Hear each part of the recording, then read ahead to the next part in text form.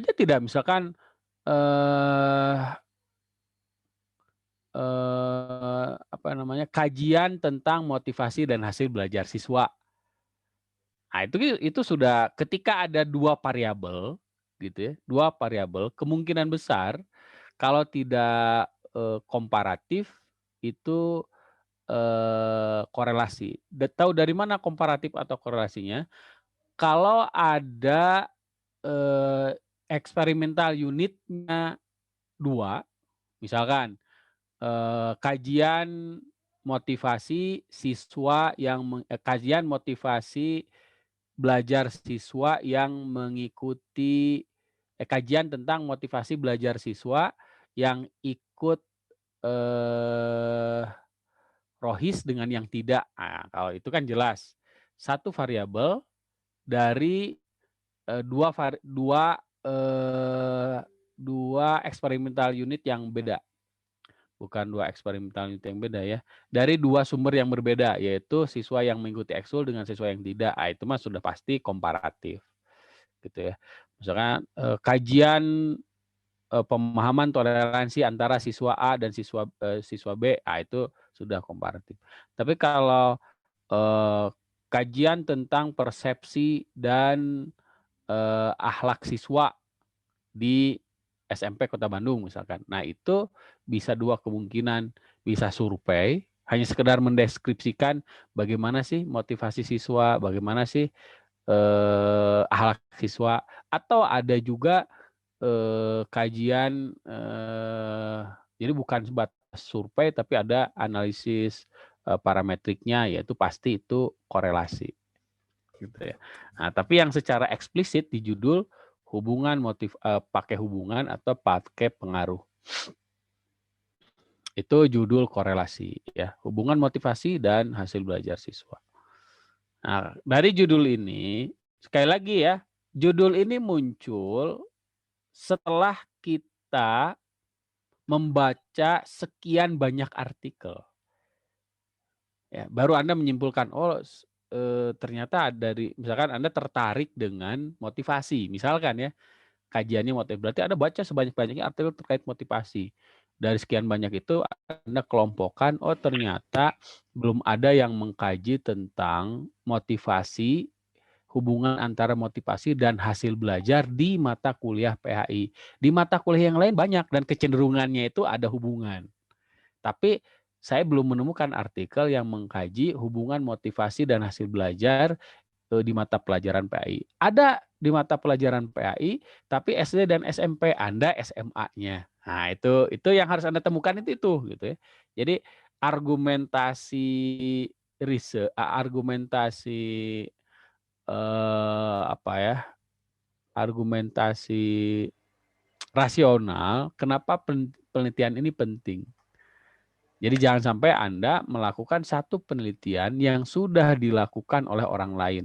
Kecuali kalau penelitiannya itu timeline, survei misalkan, di situ disebutkan, eee eee, apa namanya, tingkat toleransi mahasiswa PAI di PTU tahun 2001 sampai 2010. Nah, kalau itu kan ada timeline. Nah, Anda bisa berargumentasi, penelitian itu Anda ulang di tahun sekarang, 2021. Karena itu bisa berubah, itu survei. Jadi kalau survei apalagi time serius gitu ya, itu bisa Anda lakukan orang. Intinya judul tidak bisa Anda hanya sekedar buat judul, tanpa ada argumentasi, logisnya dari riset kajian orang. Oke. Dari situ Anda preteli, jelaskan desainnya apa. Balik lagi seperti yang sudah saya jelaskan 2 minggu yang lalu, desain itu berbicara tentang 2 hal, pendekatan dan metode. Tapi saya terus mengingatkan Anda ketika Anda menjelaskan, ini di bab 3 atau di proposal, Anda tidak menjelaskan teori medlit. Sekali lagi ya, tidak boleh, kalau perlu haram lah, kalaupun tidak makruh gitu ya. Kalaupun tidak makruh. Anda menjelaskan definisi apa itu penelitian kualitatif, apa itu misalkan Anda putuskan pendekatannya kualitatif, bukan begitu, tapi berawal dari judul penelitian saya itu fokus pada mengkaji tentang kaitan antara motivasi dan hasil belajar. Karena penelitian saya itu fokus pada analisis statistik misalkan, makanya pendekatan yang saya gunakan adalah kuantitatif. Karena data yang dibutuhkan adalah berupa angka-angka gitu. Nah, pernyataan itu Anda perkuat dengan riset, misalkan Anda lihat peneliti yang mendefinisikan bahwa pendekatan kuantitatif itu digunakan ketika data riset yang dibutuhkan itu berupa angka-angka. Misalkan itu ada penjelasan di buku Pak Sugiono. Jadi ketika Anda menjelaskan, karena data yang saya butuhkan adalah data karena saya penelitian ini akan melakukan analisis statistik, maka pendekatan yang digunakan adalah kuantitatif dalam kurung bukunya Pak Sugiono. Gitu. Jadi bukan definisi kuantitatif, tapi argumentasi kenapa penelitian Anda menggunakan desain pendekatan kuantitatif, termasuk kepemilihan metode. Dari kuantitatif itu kan ada metode eksperimen, metode korelasi, metode komparatif. Ketika Anda menjelaskan dalam penelitian ini ada 2 variabel yang diteliti, yaitu variabel X motivasi dan variabel Y hasil belajar. Berdasarkan fokus masalah yang sudah dijelaskan di atas, saya bermaksud untuk meneliti hubungan antara variabel motivasi dan variabel hasil belajar, atau sejauh mana variabel motivasi itu mempengaruhi hasil belajar siswa. Karena itu metode yang digunakan adalah korelasi. Nah, itu. Ketika Anda menjelaskan yang saya fokus penelitian saya itu adalah hendak mengkomparasikan sikap toleransi antara mahasiswa PTU, PAI di PTU dan mahasiswa PAI di PTKIN atau di UIN. Maka saya menggunakan metode komparatif. Nah, dalam kurung rujukan yang mana. Nah itu, jadi tidak perlu menjelaskan metode korelasi adalah. Nah, termasuk pilihan desainnya, explanatory design atau predictive design. Ketika Anda mengatakan penelitian saya itu tidak bermaksud untuk meramalkan hasil belajar siswa berdasarkan motivasi mereka, tapi hanya ingin melihat sejauh mana motivasi itu mempengaruhi hasil belajar. Maka saya menggunakan desain eksperimen tanpa tanpa variabel kontrol. Nah, maka simple korelasi. Tapi kalau dengan variabel kontrol persepsi misalkan, maka jenis korelasi yang saya gunakan adalah korelasi parsial. Nah, gitu. Itu cara mendeskripsikannya. Nah, lalu Anda gambarkan lewat gambar. Nah, seperti ini gambarnya. Nanti rujuk di sini. Gambar ini Anda peroleh dari mana? Nah, biasa di buku-buku statistik ada. Nah, misalkan itu. Itu cara mendeskripsikan desain. Ya. Nah, ini. Jadi ini yang akan dicari ini ya. Irisan antara X, Y. Pengaruh X terhadap Y. Gitu. Nah, yang kedua, Anda juga perlu menjelaskan tentang variabel. Ingat, kalau di korelasi, variabelnya variabel independen dan variabel dependen. Kalau di eksperimen, variabel atribut dan variabel aktif. Anda jelaskan. Kalau di komparatif, dua-duanya variabel independen. Karena tidak saling mempengaruhi. Jadi nanti bukan X dan Y, tapi X1, X2. Kalau lebih dari 2, X1, X2, X3, X4, X5 sampai tak terhingga. Gitu. Itu ketika menjelaskan variabel. Posisinya di mana? Ya di desain menjelaskan variabel itu.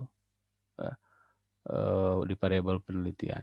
Nah, jelaskan kalau dalam kasus judul ini motivasi dan hasil belajar. Termasuk nanti jelaskan sumber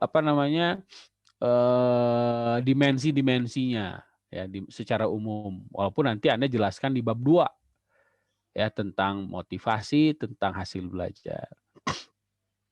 Nah, yang perlu dibenahi juga di bab 2 itu rata-rata kita itu melakukan parade kutipan. Di bab 2 itu, parade kutipan. Idealnya bukan parade kutipan, ya, tapi riset orang tentang motivasi itu sudah sampai mana? Riset orang tentang hasil belajar itu sudah sampai mana? Riset orang tentang kalau ini kaitan dengan PAI, PAI itu sudah sampai mana? Nah, itu sebetulnya bukan lagi definisi PAI itu apa, motivasi itu apa, sebetulnya bukan itu. Tapi riset-riset orang tentang itu. Idealnya seperti itu. Idealnya ya. Lalu konstannya sudah ya, tidak tahu ya, tidak perlu saya bahas lagi siswanya. Nah, yang penting terkait instrumen. Instrumen itu mengikuti jumlah variabel. Saya lagi-lagi mengingatkan, untuk instrumen bisa 2 yang Anda lakukan. Buat dari nol, atau yang kedua menggunakan instrumen yang sudah dibuat oleh orang lain. Dengan syarat sama. Motivasi itu bisa berbeda. Misalkan motivasi belajar siswa, konteksnya pembelajaran online, motivasi belajar siswa konteksnya pembelajaran daring, pembelajaran luring. Itu beda itemnya tentunya. Jadi jangan sampai pembelajarannya Anda motivasi siswa ketika pembelajaran daring, tapi instrumen yang Anda gunakan dalam konteks pembelajaran luring misalkan, itu tidak sesuai. Atau yang ketiga, modifikasi. Jadi angket yang sudah ada, itu Anda modifikasi.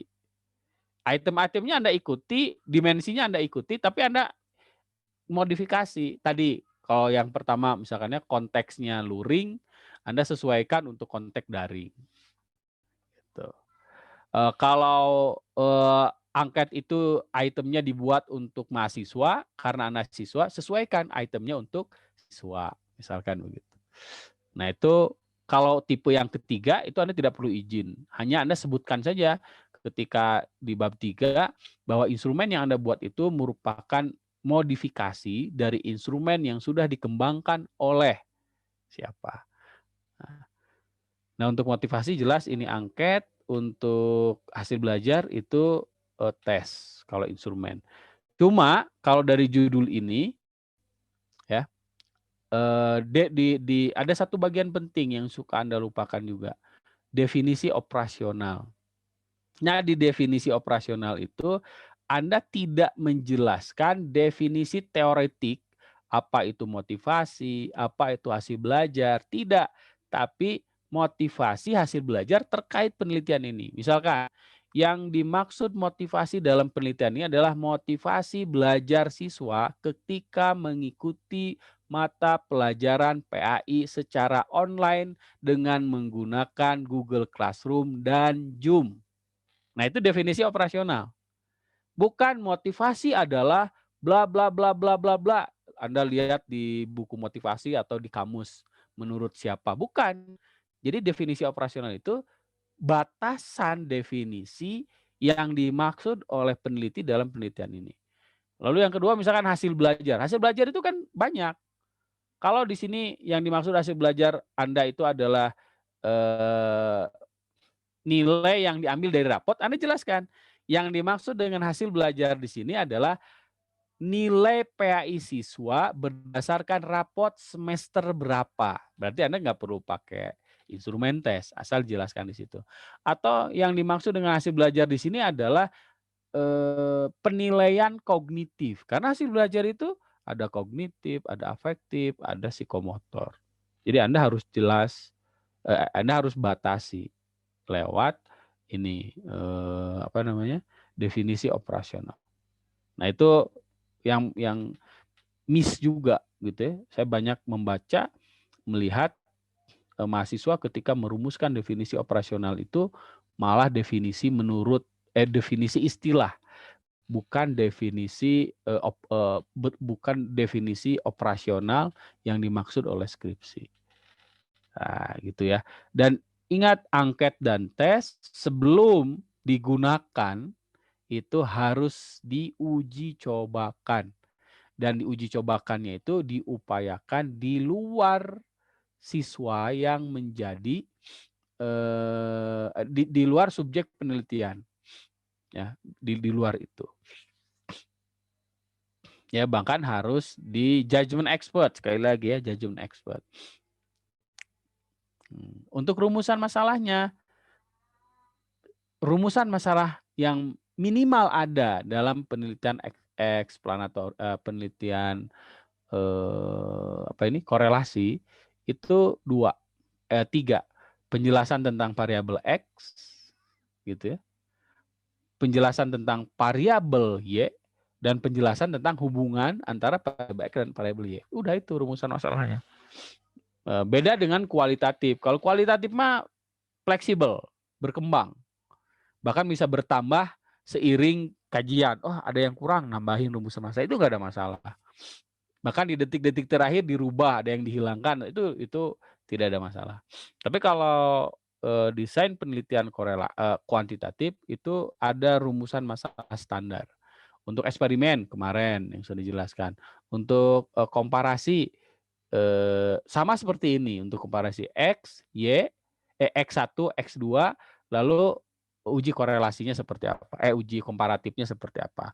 Nah, kalau penelitian korelasi, motivasi belajarnya seperti apa, X-nya, Y-nya hasil belajar seperti apa, lalu korelasi X dan Y. Gitu. Kalau penjelasan saya terlalu cepat ya atau tidak dipahami, Anda protes ya. Raise hand atau apapun on cam.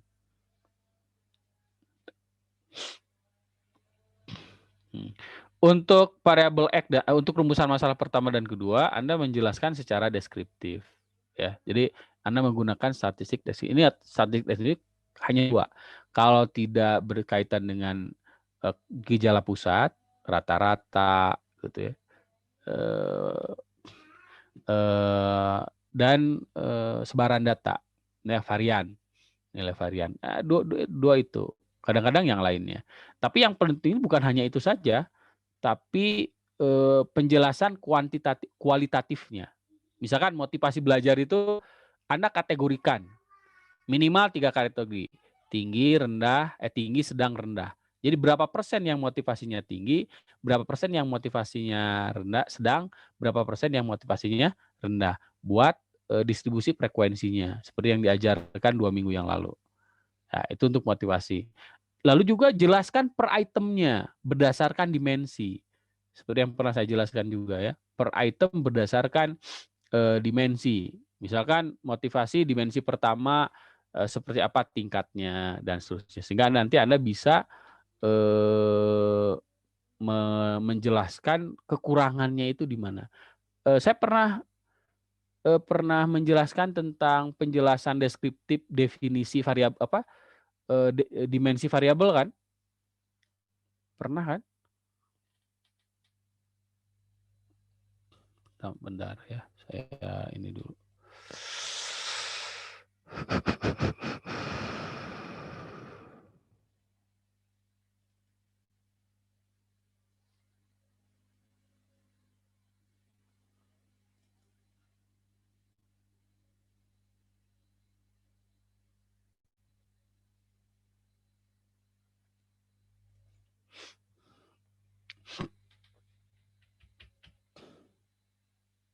Nah, ini yang dimaksud dengan penjelasan deskriptif.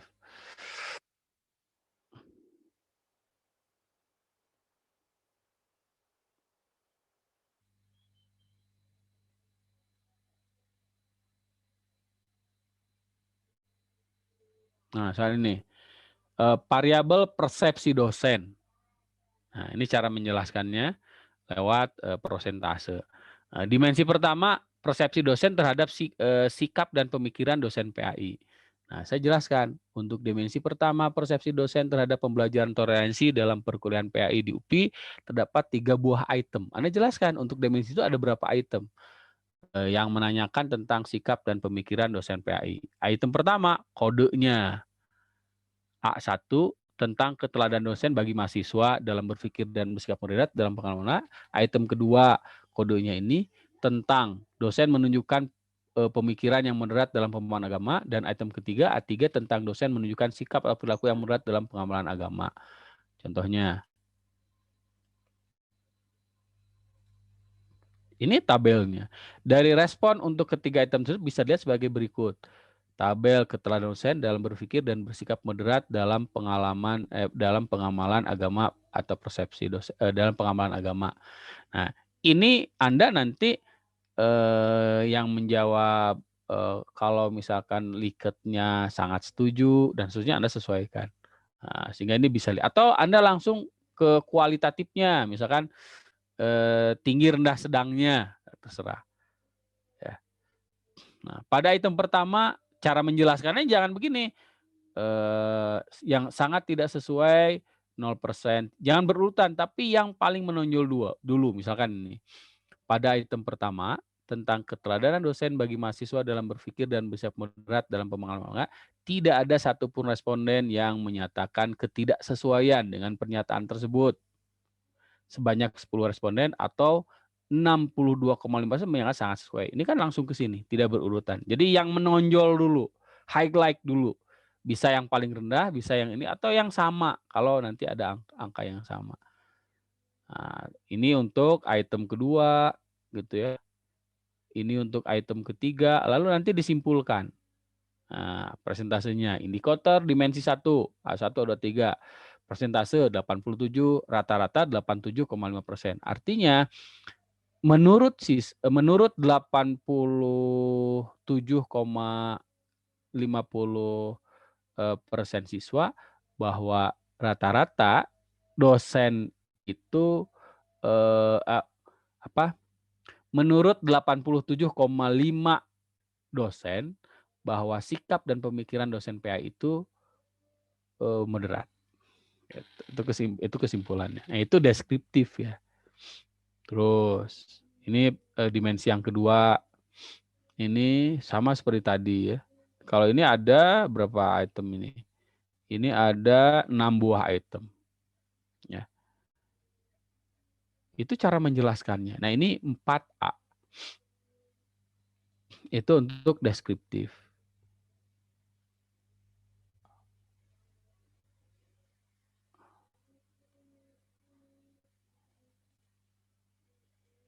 Ya, itu untuk penjelasan. Termasuk yang hasil belajar. Hasil belajar Anda mau jelaskan misalkan berapa yang A, B, C, D, E, atau Anda menjelaskan berapa yang biasanya kalau ini yang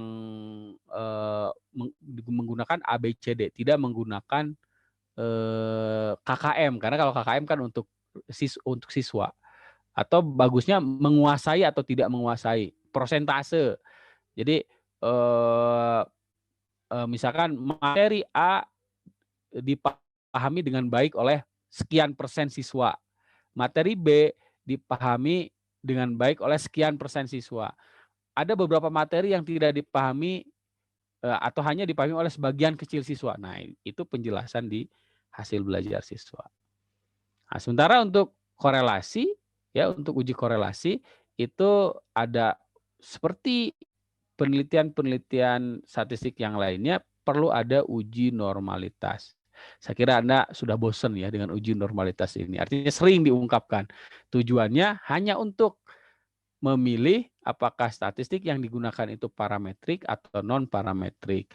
Kalau datanya normal, parametrik. Kalau tidak, non parametrik. Nah, kalau untuk uji korelasi ada tambahan prasyarat yang lain. Kalau untuk kuasi eksperimen kan homogenitas ya.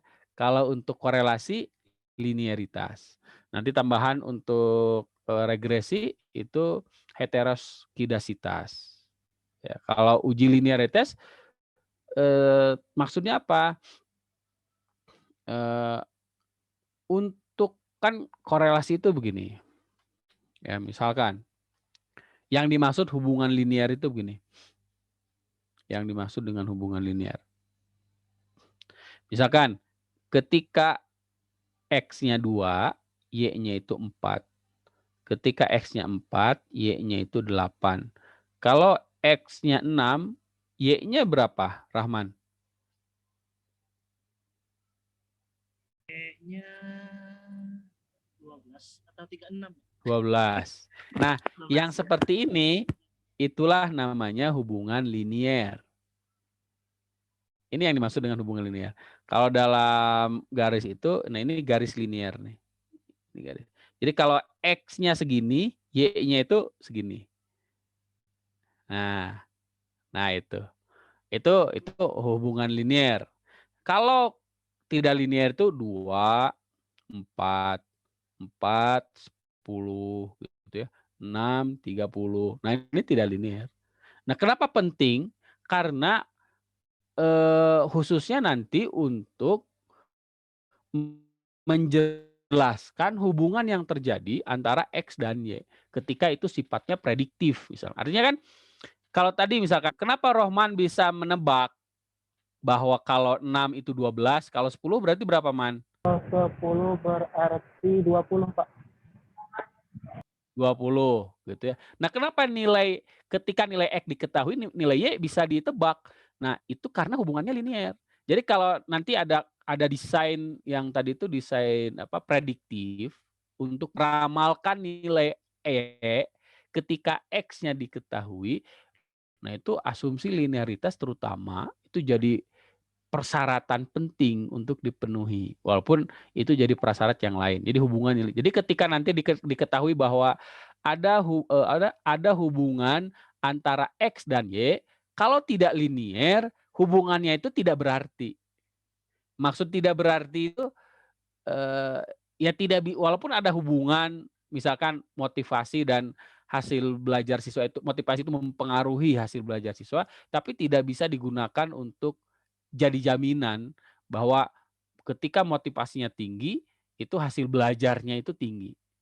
Tidak bisa dijaminan. Tapi kalau asumsi linearitas terpenuhi, kita bisa menyimpulkan kalau korelasinya misalkan 0,6 misalkan. Ini berarti positif kan? Berarti kita bisa menyimpulkan kalau asumsi linearitas terpenuhi, semakin tinggi motivasi siswa, semakin tinggi hasil belajar siswa. Semakin rendah hasil motivasi siswa, semakin rendah pula hasil belajar siswa. Tapi kalau asumsi linearitasnya tidak terpenuhi, itu pernyataan tadi jadi tidak berarti gitu. Karena gimana saya menjelaskannya ya? Jadi tidak bisa ada hubungan tapi tidak linear hubungannya gitu. Jadi tidak bisa digunakan untuk memprediksi lebih jauh. Nah, itu asumsi linearitas. Kalau datanya normal menggunakan korelasi Pearson, kalau datanya tidak normal analisis korelasinya menggunakan rank Spearman atau Kendall Tau ya.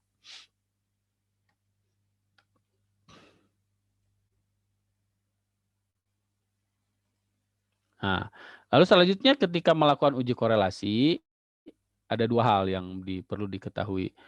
Baik, perlu Anda jelaskan. Tanda korelasi ya. Untuk tanda korelasi itu eh, eh, sebentar. Untuk tanda korelasi itu ya. Nah ini bisa positif, bisa negatif. Tadi interpretasinya ya. Untuk kekuatan korelasi itu rendah, ya, sedang, kuat, tinggi. Ya, itu korelasi. Nah, nanti di belakang. Yang jelas nilai korelasi itu antara -1 sampai 1. Jarang yang korelasi itu 0, artinya tidak ada korelasi. Jarang yang 1 korelasi sempurna, jarang juga -1. Jadi antara sininya 2 misalkan, 2,3 ini pasti salah hitung. Ketika Anda ngitungnya manual atau pakai Excel. Tidak mungkin. Jadi korelasi itu pasti kalau tidak antara -1 atau 1. Gak mungkin lebih atau kurang dari situ. Lebih dari 1 nggak mungkin, kurang dari -1 nggak mungkin. Pasti antara ini. 0, sekian atau min 0, sekian.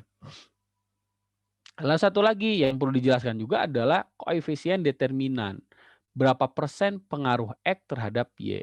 Jadi koefisien itu ngitungnya R2 kali 100. Jadi nilai korelasi dikuadratkan kali 100. Misalkan 0,6 ini dikuadratkan jadi 0,36 kali 100 berarti 36%. Nah, maksudnya apa?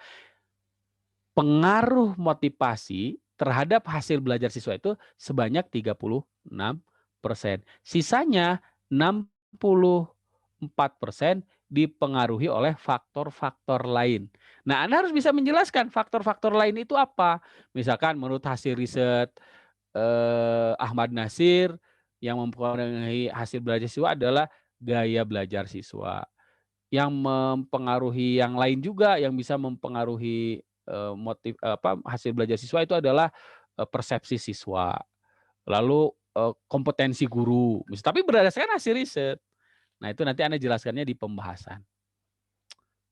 Oke, kalau penjelasan tentang 64% lainnya dipengaruhi oleh faktor lain, itu di temuan.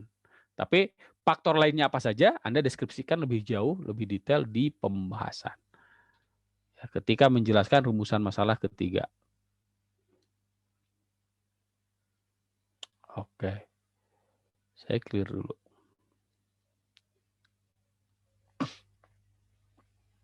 Nah, seperti itu. Nah, ini tabel korelasinya sangat kuat, cukup kuat, rendah, sangat rendah. Ya. Ini untuk interpretasinya. Oke. Elia, bagaimana? Dan yang lainnya? Ada yang mau ditanyakan lagi? Alhamdulillah, Pak. Tapi masih mau nanya, boleh nggak, Pak? Ya, tinggal nanya aja. Kan saya nanya, ada yang ditanyakan? Ya. Tadi kan dimensi variabel itu kan didapat dari variabel ya. Untuk tadi Apa? Bapak menghitung Dimensi variabel? Iya. Itu tuh pengembangan dari variabel, bukan, Pak? Yang mana teh? Dimensi variabel tuh kayak tadi yang persepsi apa tadi tuh ya? Oh iya, dimensi variabel itu pengembangan dari variabel. Pengembangan dari variabel. Yang saya tadi, yang ini.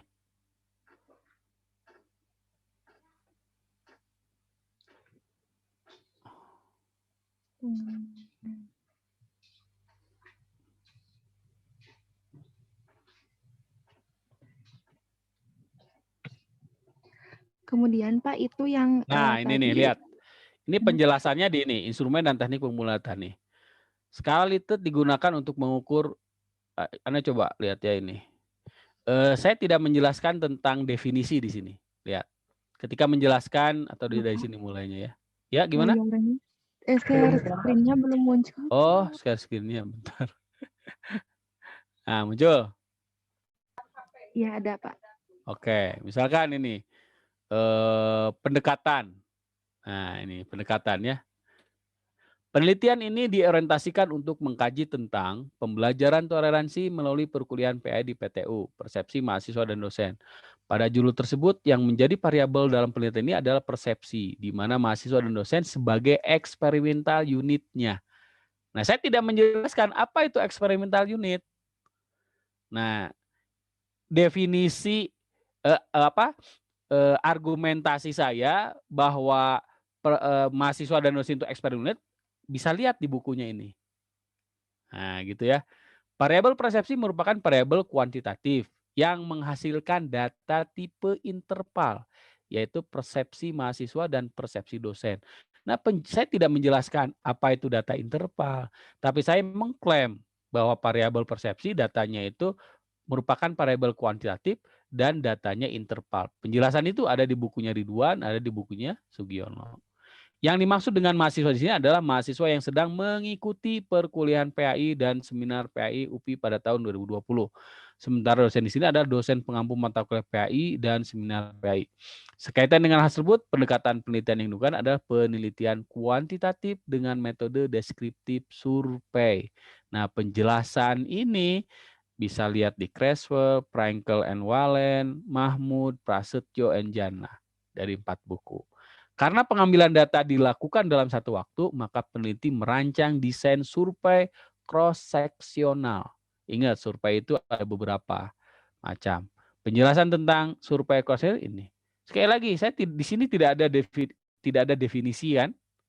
Tidak ada, gitu caranya. Populasi dan sampel, tidak ada penjelasan tentang populasi itu apa. Tapi di sini langsung populasi dalam penelitian ini sangat berkaitan dengan pemilihan lokasi dan tempat penelitian. Sebagaimana yang telah disampaikan sebelumnya, UPI dipilih sebagai lokasi penelitian dengan mahasiswa dosen yang menjadi eksperimental unitnya. Atas dasar itu, peneliti menetapkan mahasiswa yang sedang mengikuti perkuliahan PAI dan seminar PAI di UPI pada tahun 2020 dan dosen pengempu mata kuliah PAI dan seminar sebagai populasi dalam penelitian ini. Sementara sampel yang dibutuhkan sehubungan dengan penelitian ini ditetapkan dengan kriteria. Ini kan saya yang menentukan. Pertama, sampel mahasiswa merupakan mahasiswa yang mengontrak mata kuliah PAI maupun seminar PAI tahun 2019 tanpa memperhatikan program studinya. Jadi program studi tidak saya gunakan sebagai variabel kontrol.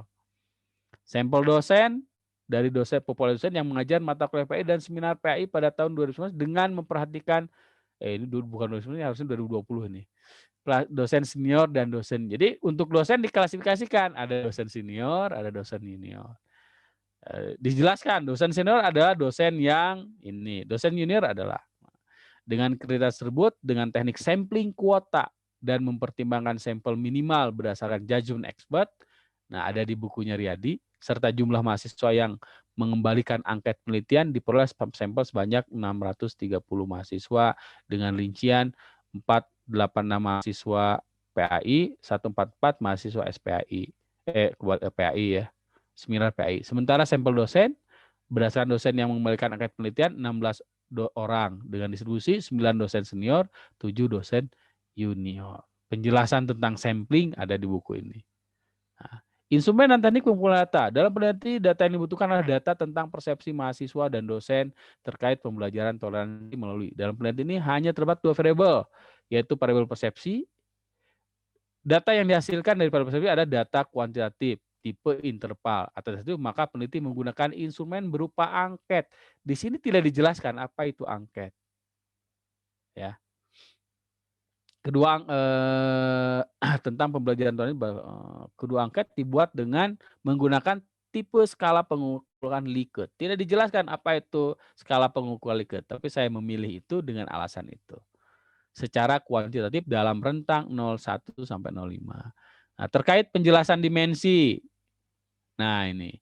Skala itu digunakan untuk mengukur persepsi mahasiswa dan persepsi dosen terkait pembelajaran toleransi pada perkuliahan PDPTU. Untuk kepentingan pengukuran tersebut, variabel persepsi untuk mahasiswa dosen dijabarkan menjadi 3 dimensi, yaitu sikap dan pemikiran dosen, metode dan proses perkuliahan, dan materi perkuliahan PAI di PTU. Dimensi-dimensi tersebut kemudian dijabarkan menjadi beberapa indikator yang dapat diukur, baik berupa pernyataan positif maupun pernyataan negatif. Setiap bentuk pernyataan tersebut diukur dengan kriteria sebagai berikut. Ini, gitu ya, dan seterusnya. Kita lihat, ada nggak?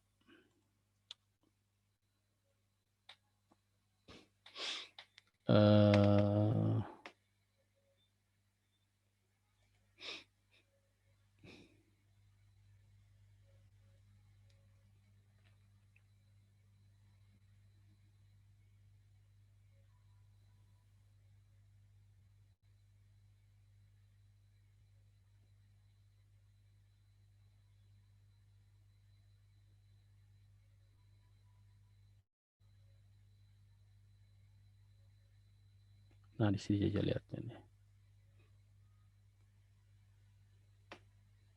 Tapi ini respon ya.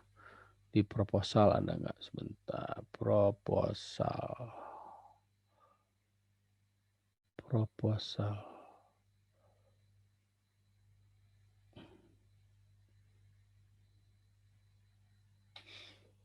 Nah, ini. Ada nggak? Di lampiran.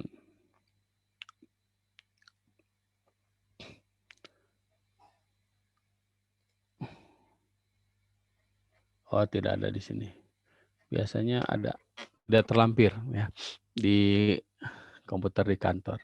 Nah, itu tadi saya mau nampilin kisi-kisinya. Oke, begitu ya, Elia? Baik Bapak, hatur nuhun. Masih ada pertanyaan? Terjawab nggak pertanyaannya tadi? Terjawab ya? Terjawab, Pak. Oke. Atau contohnya lagi, ada nggak ya? Ya nantilah. Yang kemarin saya ini, yang sudah diinikan, kalau tidak salah sudah disampaikan, yang apa namanya, penelitiannya Dea itu tentang pengaruh kecerdasan emosi terhadap sikap religiusitas. Nah, di situ ada pengembangan variabel ke dimensi dan indikator. Atau di buku yang kemarin saya sharing sama Anda ya, buku yang ini. Buku, Anda masih ingat kan? Waktu Sabtu 2 minggu yang lalu ya. Bukunya gaib. Bentar. Nah, buku ini ya. Nah, bukunya ini. Nah, skala variabel penelitian atau ini, teknik penyusunan instrumen penelitian. Nah, 2 buku ini. Seperti yang saya sampaikan kemarin di hari Sabtu ya, 2 minggu yang lalu. Kemarin Elia nggak ada Sabtu kemarin? Iya, Bapak takutnya teh Bapaknya lagi sibuk. Oh. Soalnya lagi pada di prodi. Kata Elia teh nggak apa-apa deh. Nanti lagi aja. Oke. Baik, ada lagi yang mau ditanyakan? Kalau SPSS-nya mudah kan ya? Mudah ya, bisa dipahami ya cara interpretasinya. Kemarin itu ada beberapa yang siapa ya, yang terkendala ketika uji reliabilitasnya nggak muncul. Siapa itu yang mengalami kendala itu kemarin?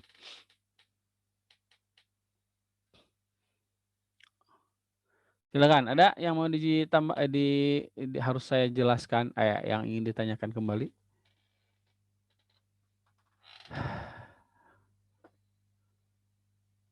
Sarah aman, Sarah? Aman Bapak, insya Allah. Apa yang aman?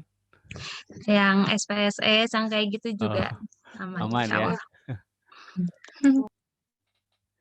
Silakan, ada. Kalau tidak ada, selesai. Kalau tidak ada, selesai. Benar Pak, itu Pak. Ya, siapa Ger? Kenapa Ger? Nanti paling saya mau nanya itu Pak, konsul sama Bapak ke judul skripsi Pak. Ya, kenapa?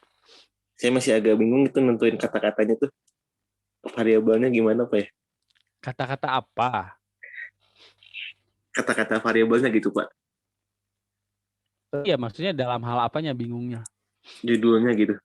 Saya tuh ngerti gitu yang saya mau tulis, cuma saya bingung kata-katanya gimana. Kalau misalnya saya tuh ingin meneliti sikap siswa terhadap tafsir Al-Baqarah 207 gitu tentang mengorbankan diri. Nah, makanya di sini tuh saya ingin meneliti bagaimana mereka misalnya jika ada sedang main game, tapi ada azan, langsung taruh HP-nya, langsung sholat dulu gitu. Nah, kalau gitu kata-katanya gimana Pak?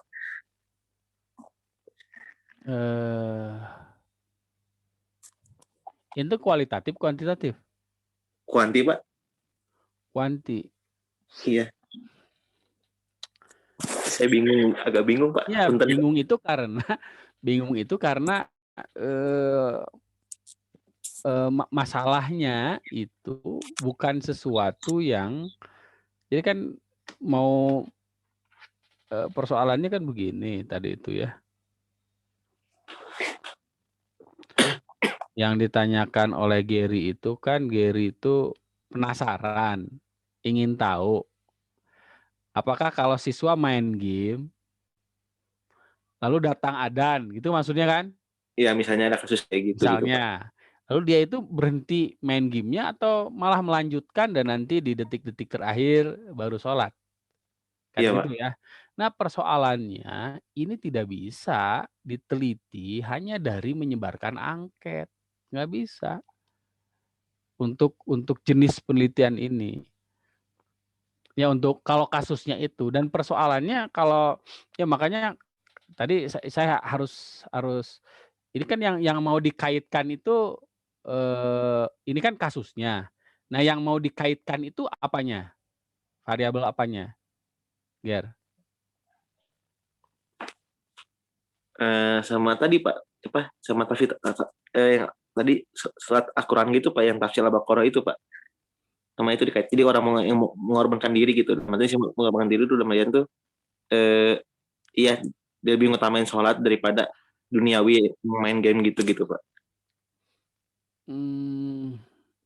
Maksudnya tuh ke situ gitu saya. Cuma agak bingung gitu Pak. Enggak, gini aja. Apa yang ingin diteliti? Langsung to the point. Siswa misalnya dalam artian ketika siswa itu tuh mempunyai waktu luang ataupun apa gitu. Ini itu saya ingin mengerti siswa itu akhlaknya sih Pak ya kayaknya ya. Iya, maksudnya sikap siswa itu kan luas. Ini variabelnya kan variabel sikap berarti. Sikap apa yang mau diteliti? Lebih dikerucutkan lagi. Apanya dari aspek sikap yang mau diteliti itu? Atau bisa bentuknya. Sikap itu kan banyak.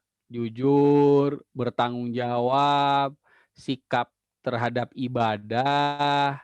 Misalkan apa? Sikap atau sikap itu religiusitas atau spiritual, tergantung. Mau Gary yang mana? Spiritual Pak. Spiritual, ya sudah saja jatuh apa langsung aja sikap spiritual survei terhadap sikap spiritual siswa SMP di Kota Bandung misalkan. Sudah gitu. Kalau yang mau meneliti adalah sikap spiritual. Cuma nanti harus dijelaskan sikap spiritual itu apa yang dimaksud. Dirinci dalam bentuk dimensi apa. Dan ini teoritik. Jadi lihat di kajian-kajian tentang spiritualitas. Nah Pak, itu yang di Kota Bandungnya itu dikerucutkan lagi nggak Pak? Di sekolah mana misalnya? Perlu nggak Pak kalau gitu Pak? Atau gimana? Ya boleh di sekolah mana. Cuma jangan ditentukan di sekolah mana karena belum tentu sekolah itu mau. Iya. Jadi kalau di judul jangan dijelaskan sekolah mana. Sekolah apa? Sekolah apa namanya? Sekolah misalkan di Kota Bandung itu taruhlah satu kecamatan misalkan. Sekolah siswa yang ada di kecamatan itu. Misalnya di situ ada SMP ya udah di SMP itu. Atau disebutkan nanti di bab 3 yang jadi populasi di sini adalah siswa-siswa di SMP anu. Jadi dibatasi. Jadi di sini mah siswa saja. Siswa SMP atau Kota Bandungnya dihilangkan misalkan karena memang tidak representatif kalau hanya satu sekolah mah. Jadi survei terhadap sikap spiritual siswa SMP selama misalkan ya pandemi COVID dibatasi misalkan. Seperti apa? Gitu. Jadi langsung nggak perlu dikaitkan dengan ayat Al-Qur'an, memang tidak ada kaitannya dengan sikap siswa terhadap ayat Al-Qur'an karena siswa tidak memahami itu. Jadi kan yang mengaitkannya kan ini kita, tapi tidak lantas harus jelas. Jadi langsung ya sikap seperti misalkan yang penelitian saya tadi persepsi apa tadi ya? Yang ini judulnya kan ini.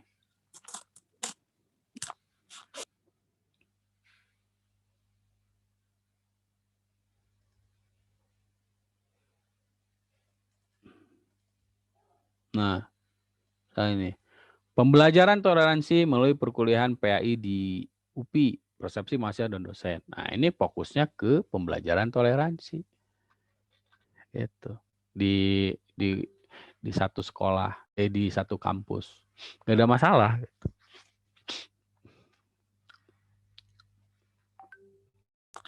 Gitu Pak. Ya. Berarti nanti yang dibahasnya kan sikap spiritualitasnya Pak terhadap yang diteliti kan Pak ya? Kayak gitu kan Pak ya? Iya. Jadi Gary hanya buat angket tentang sikap spiritual untuk mengukur sikap spiritualitas siswa. Nah, jadi, tapi cek dulu ada teorinya nggak tentang spiritualitas. Jangan-jangan setelah jadi judul itu ternyata yang banyak digunakan bukan sikap spiritualitas, tapi misalkan religiusitas. Yang adanya teori religiusitas bukan spiritualitas, tapi harusnya ada. Jadi nanti harus bedakan apa bedanya religiusitas dengan spiritualitas, apa bedanya dengan akhlak. Jadi harus jelaskan perbedaannya dan kenapa Gary memilih spiritualitas dibandingkan religiusitas ataupun akhlak. Ya, harus ada penjelasan itu nanti. Oke, baik Pak. Oke, bisa dipahami, Ger? Ya, bisa dipahami, cukup dipahami Pak. Berarti itunya survei Pak tipe itunya mah ya? Iya, survei kalau satu variabel. Karena hanya satu variabel. Kalau lebih dari satu variabel, kalau tidak korelasi, ya komparasi. Iya, paham Pak. Ya, kasih Pak. Oke, yang lain. Dan nanti jenis surveinya yang sekali ngambil data ya, bukan time series. Jadi desain surveinya harus dipilih juga. Sama seperti yang penelitian saya ini. Alhamdulillah. Ya, silakan. Masih ada?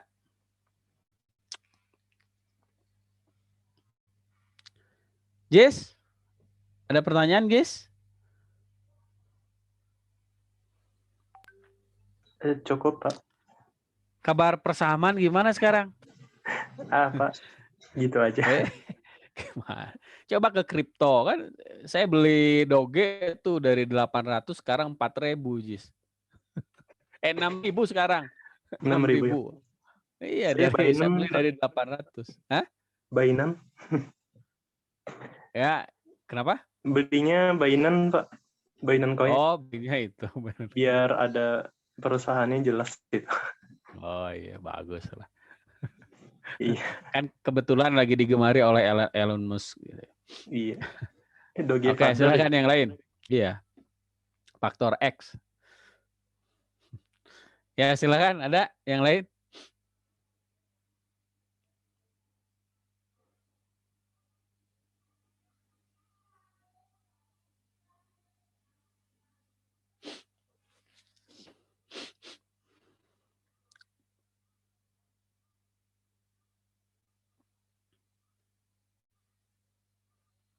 Cukup? Tidak ada lagi? Kalau tidak ada, selesai. Finish.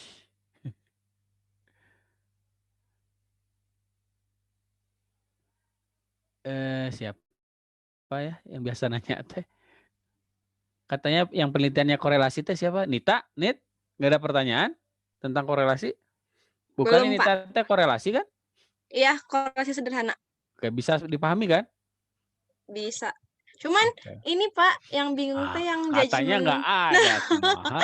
Bukan. Maksudnya Nita tuh masih bingung sama judgement expertnya. Itu teh emang mesti ngewawancara gitu apa gimana? Judgement expert yang mana? Judgement yang expert kan yang mana? yang itunya yang quarter life crisisnya kan mesti di itu dulu katanya. Maksudnya bukan wawancara, minta penilaian ke orang psikologi, betul nggak kisi-kisi instrumen saya itu menggambarkan tentang quarter life itu crisis, quarter life crisis itu.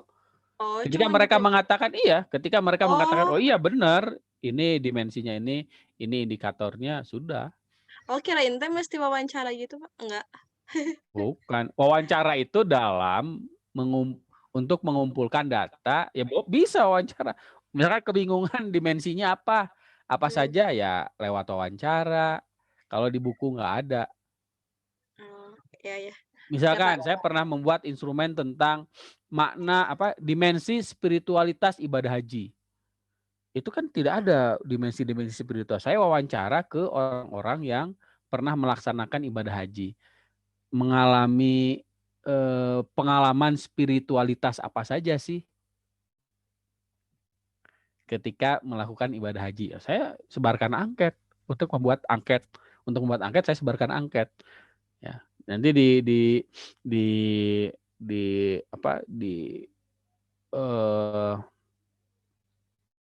diklasifikasikan. Oh, ternyata dimensi spiritualisnya ada ini, baru nyebarin buat angket terkait itu.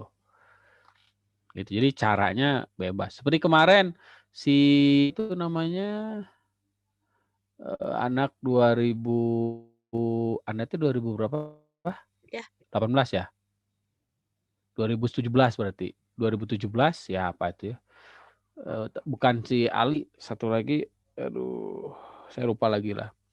Dia meneliti tentang, nanti Anda ngisi ya angketnya ya. Dia meneliti tentang minat guru PA IPAI terhadap profesi keguruan. Iya, Kang Ahmad, Pak. Nah, Ahmad benar. Terhadap profesi keguruan. Saya bilang, Anda survei dulu. Coba untuk membuat angket tentang faktor apa saja yang mempengaruhi mahasiswa PAI berminat di keguruan itu, survei dulu. Kira-kira faktor apa saja. Dan surveinya tidak harus ke mahasiswa PAI, mahasiswa keguruan secara umum. Nanti buat angket setelah ini khusus untuk mahasiswa PAI. Gitu. Jadi bisa intinya kalau Anda masih ingat di mata kuliah evaluasi itu validitas konstruk. Gitu ya. Jadi judgment expert itu untuk validitas konstruk bahwa kisi-kisi yang Anda susun itu memang menggambarkan variabel yang akan Anda teliti.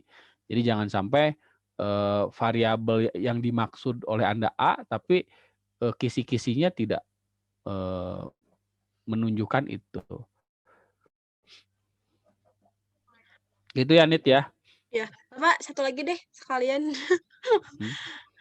Bapak tadi teh kan katanya Bapak teh sebelum disebarkan angketnya kan harus diuji dulu sama yang bukan ke si orang yang bakal kita uji. Ya. Itu teh ke siapa maksudnya tuh? Ya Kan saya bebas. Nita kan ke mahasiswa nih. Itu kan Iya, random mahasiswa juga. lain. Tapi kan random juga. Maksudnya Ya nggak apa-apa, random secara acak. Tapi itu bisa digunakan sebagai data, bisa juga langsung sebagai oke. itu. Iya Pak, ngerti Pak. Makasih Bapak. Ya. Satria. Kalau malu pakai baju, Sat. Jadi mau UTS kapan, Sat?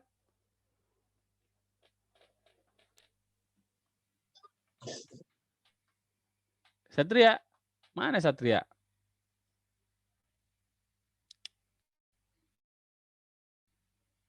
Mana nih Satrianya nih? Tapi join Pak ada, tapi nggak tahu kemana Satrianya. Wah, kemana Tidur, Satria? Pak. Tidur.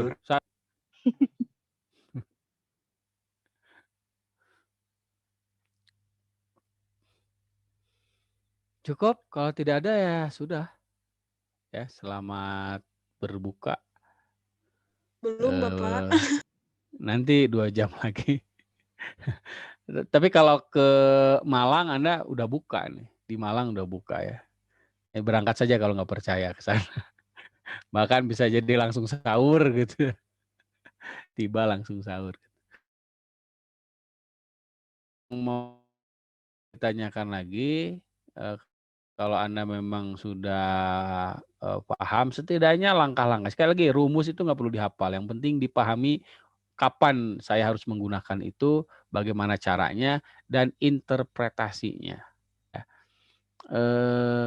Saya kira itu saja. Sekali lagi, mohon maaf. Kalau ada pertanyaan, silahkan dilayangkan di grup. Sekali lagi ya, dilayangkan di grup. Jangan dijapri gitu, supaya kalau di grup itu yang mengalami persoalan yang sama itu akan membaca itu gitu. Jadi ada, walaupun sebetulnya Anda tidak punya masalah, kawan Anda punya masalah, nah sampaikan di situ. Dan yang menjawab bukan hanya saya, Anda pun bisa melakukan itu. Oke, saya kira itu saja ya. Anda semester depan itu berarti kan akan PPL ya. Ya. akan PPL, tidak tahu apakah PPL-nya itu online kembali seperti kemarin atau sudah diizinkan untuk luring ya, siap-siap sajalah apapun yang terjadi. Bapak Kenapa mau nih? nanya, kita kuliahnya gimana? Maksudnya kita juga semester 7 ini. Nanti kalau proposal itu sidangnya online apa offline? Buat Sidang. proposal nanti ya. Sidang online lah. Kalau ujian sidang proposal pastikan Iya. online. Oh, ya. Ya, dipastikan online. Pak mau nanya Pak. Ya. Kalau KKN itu nanti kita bakal offline atau online Pak? Kalau untuk semester ini KKN Yang nanti. mana? KKN. KKN Anda lihat di KKN nanti. Itu yang mengumumkan nanti di situs KKN-nya ya. Jangan ketinggalan tuh. Anda apakah offline atau online ya lihat nanti. Saya tidak tahu untuk kepastiannya. Tapi kalau kemarin kalau tidak salah online. Tapi online-nya bentuknya seperti apa? Karena saya sudah tidak melibatkan diri di kepembimbingan KKN, jadi saya tidak tahu perkembangan lebih jauhnya. Oke, gitu ya, Ger ya. Baik, saya kira itu saja. Kalau tidak ada pertanyaan, kata Bapak LPPM-nya kemungkinan semi online. Oke, Bapak siapa itu? Bapak LPPM. Gak tahu Bapak ketemu di ledang terus ngobrol. Oh, di ledang. Bapak di LPPM katanya mah semi online soalnya jadi pengennya offline gitu, kasihan katanya mahasiswa nggak ada pengalaman. Kalau online. Kalau di kelas sih, di masyarakat yang susah. Makanya beruntung kalau yang kemarin ikut Merdeka Belajar, apa namanya yang di pelosok itu? Kampus Merdeka. Kampus Merdeka. Ya, Kampus Merdeka itu kan dia tidak perlu Kampus KKN. mengajar. Kampus mengajar ya. Dia tidak perlu KKN dan itu sudah termasuk PPL. Ya. Termasuk kemarin kalau yang dulu pernah ada sekarang kan terhenti ya ke Mesir. Ke Mesir. Nah, itu sudah tidak perlu ikut KKN lagi. Kenapa? Itu dia sudah KKN. Oke, saya itu saja ya. Sekali lagi terima kasih atas atensi Anda semua. Mudah-mudahan Anda semua selalu diberikan kelancaran dalam semua aktivitas yang Anda lakukan. Seperti biasa, salam bakti saya untuk kedua orang tua Anda. Assalamualaikum warahmatullahi wabarakatuh. Waalaikumsalam warahmatullahi wabarakatuh. Makasih Bapak. Bermanfaat. Bapak.